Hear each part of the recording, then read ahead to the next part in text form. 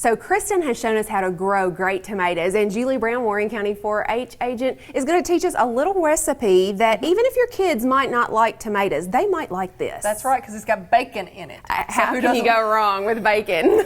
So this is a real simple recipe. There's 5 ingredients. You know, this is something that you could get your kids in the kitchen. You've grown these tomatoes that Kristen has taught you about, and now, you know, here's something that you can do as a good appetizer if you're going out to, you know, a picnic or something with family and friends. So, and it's also a very low-fat recipe. Even better. Even better. So you're going to start with fat-free sour cream. Okay. And go ahead. You're going to do a cup of that. A cup of sour cream. And this is one of the Kentucky plated up Kentucky Proud recipes, right? Yes, it is. And then you do a cup of low-fat mayonnaise. All right.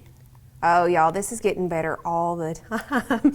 And you're right, something the kids can get involved with and something healthy that you can take to the next party. Yep. This is a great idea. This is 4 slices of bacon that I've cooked and crumbled up. I use the low sodium ones, you know, trying to cut back on that. You could probably use turkey bacon if you wanted to use turkey bacon to make it even healthier, but I use the low sodium. And then you do 1 teaspoon of garlic powder.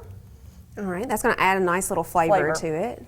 And then I've chopped up 2 large tomatoes is what I've done, but you want to keep the juice, so that's why I've left it on the cutting board, because with the consistency, if you wanted a little bit runnier of a dip, then you use the excess juice. So that's why I've kept the juice or the tomatoes on the cutting board. And I'm just going to kind of use my hands here. I promise I've washed them, and you're just going to put those over in your bowl. All right, and this is your large tomato. Yes. So this is what you would consider a large tomato, and that's probably about, what do you say, about a cup chopped? Probably, I'm thinking that probably about 2 cups of tomatoes here. So I guess if you don't have large tomatoes, and you have cherry tomatoes or Roma tomatoes or something like that, you could use those as well. You just have to do a lot more than 2. Absolutely, so 2 cups. So this is called bacon tomato dip, right? Yes.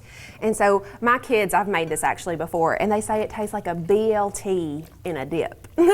So just stir that all together, and I kind of like my consistency. It's pretty runny as a dip, and then you're just going to plate it up. You could serve it with your favorite chips. You could serve it with your favorite vegetables, however you would like to serve that up. And I've got some nice little pita type chips that you're going to put in there with that.